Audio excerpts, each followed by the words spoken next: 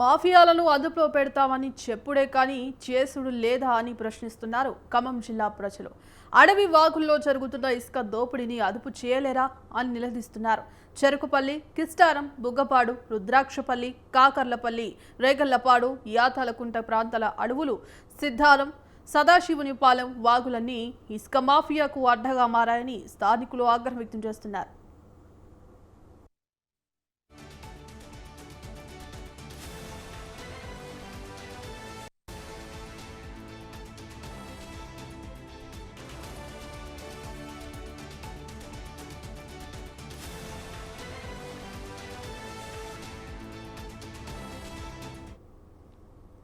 అధికారుల కనుసన్నల్లోనే వందల ట్రాక్టర్లు ఇసుకను తరలిస్తున్నారని ఆరోపిస్తున్నారు.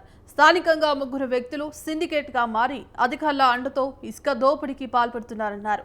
ఒక్కో ట్రాక్టర్ ధర 6,000 రూపాయలుగా నిర్ణయించి రోజు వందల టన్నుల ఇసుకను తీసుకెళ్తున్నారని చెప్తున్నారు.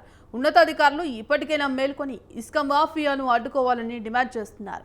ఇందుకు సంబంధించి కంప్లీట్ అప్డేట్స్ మా కరెస్పాండెంట్ అయ్యప్ప అందిస్తారు. అయ్యప్ప, పాల్గొసి ఖమ్మం జిల్లాలో ఇసుక మాఫియాకి అదుపు లేకుండా పోతుంది. ప్రధానంగా సత్తుపల్లి నియోజకవర్గ పరిధిలో ఉన్నటువంటి చెరుకుపల్లి, కిస్టారం, బొగ్గపాడు, రుద్రాక్షపల్లి, కాకర్లపల్లితో పాటు రేగళ్లపాడు అటవీ ప్రాంతంలో ఇసుక మాఫియా అయితే అక్కడ ఉన్నటువంటి కొంతమంది వ్యక్తుల కన్ను సైగల్లో జరుగుతున్నాయని బహిరంగంగా తెలుస్తున్న రహస్యం. ప్రధానంగా సిద్ధారం, సదాశివునిపేట నుండి అటు సరిహద్దు ప్రాంతం నుండి కూడా ఇసుక మాఫియా ఆగడాలు అయితే రోజు రోజు పెరిగిపోతున్నాయి.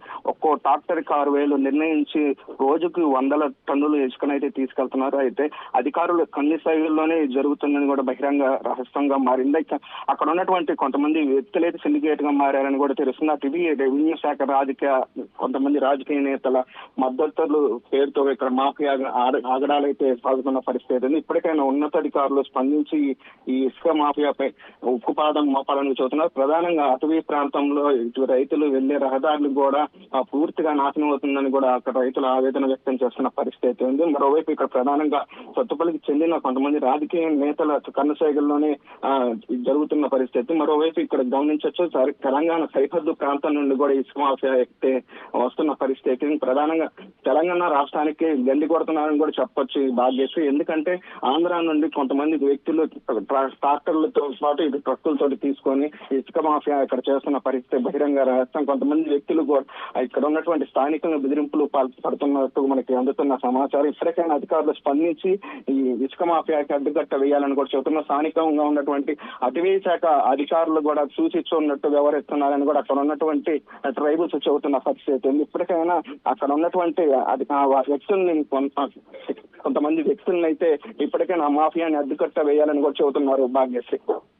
అయ్యప్ప, ముఖ్యంగా అనేక మార్లు ఇలా ఇసుక మాఫియా అనేది జరుగుతున్నప్పటికీ కూడా అధికారులు సరైన చర్యలు తీసుకోకపోవడం వల్ల ఇట్లాంటి ఘటనలు మళ్ళీ రిపీట్ అవుతున్నాయా, లేదంటే అధికారుల అండదండలతో ఇదంతా జరుగుతోందా? అనేక సార్లు ఇసుక మాఫియాను లేకుండా చేస్తాం, జరగకుండా చేస్తామని చెప్తున్నప్పటికీ కూడా ఏ విధమైన చర్యలు తీసుకోకపోవడం వల్లనే ఇలా జరుగుతుంది అని అనుకోవచ్చా?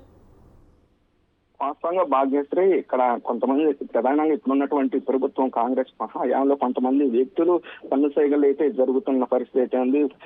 కానీ ఇక్కడ ఉన్నటువంటి పోలీసులు కావచ్చు, టాస్క్ ఫోర్స్, రవాణా శాఖ అధికారులు కూడా తరచూ తనిఖీలు చేసే వాహనాలు సీజ్ చేసినప్పటికీ మరుసటి రోజే కొత్త లారీలు అయితే మళ్ళీ రహదారికి అయితే రావడం కూడా ఇక్కడ విశేషం అని చెప్పాలి. ఎందుకంటే అక్కడ పట్టుకున్నటువంటి లారీలు కావచ్చు, ఇటు ట్రక్కులు లారీలు కావచ్చు, ఇటు ట్రాక్టర్లు కావచ్చు, వాటిని మళ్ళీ తిరిగి కొంతమంది కాంగ్రెస్ పెద్దలు అధికారులకు ఫోన్ చేసి సిఫారసు చేసి కొంతమంది వదిలేస్తున్న పరిస్థితి ఉంది. ఇంకో మరో విషయం ఏంటంటే ఇక్కడ గమనించవలసింది, ఇక్కడ ఇందిరమ్మ ఇళ్ల కోసం అని చెప్పి కూడా అక్కడ కొంతమంది చెప్పి వాటి పేరు మీద ఇక్కడ ఇసుక దందా అయితే నిర్వహిస్తున్న పరిస్థితి. ఏదైనప్పటికీ తెలంగాణ రాష్ట్రానికి అయితే గండి కొడుతున్నారని కూడా చెప్పొచ్చు. ఎందుకంటే ఆంధ్ర నుండి కొంతమంది సిండికేట్ గా మారి అక్కడ ఉన్నటువంటి లారీలు కూడా ఇక్కడ తీసుకొచ్చి అమ్ముతున్న పరిస్థితి ఉంది. ఇప్పటికే మనం చూసుకోవచ్చు, భద్రాచల ప్రాంతంలో ఇప్పటికే సీఎం రేవంత్ రెడ్డి కట్టడి చేసిన పరిస్థితి ఉన్న నేపథ్యంలో కూడా ఇక్కడ కొంతమంది రాజకీయ నాయకులు అయితే దీనికి ఇసుక దందాక మారిందని కూడా చెప్పొచ్చు. ప్రధానంగా ఇటు సత్తుపల్లి పరిసర ప్రాంతాల్లో అయితే వాగుల నుండి కూడా ట్రాక్టర్లు తీసుకువచ్చి అక్కడ దొంగచారులు ఇక్కడ ఒక్కొక్కటి 6,000 రూపాయల అమ్ముతున్న పరిస్థితి ఉంది Bhagyashree. Right, thank you Ayyappa.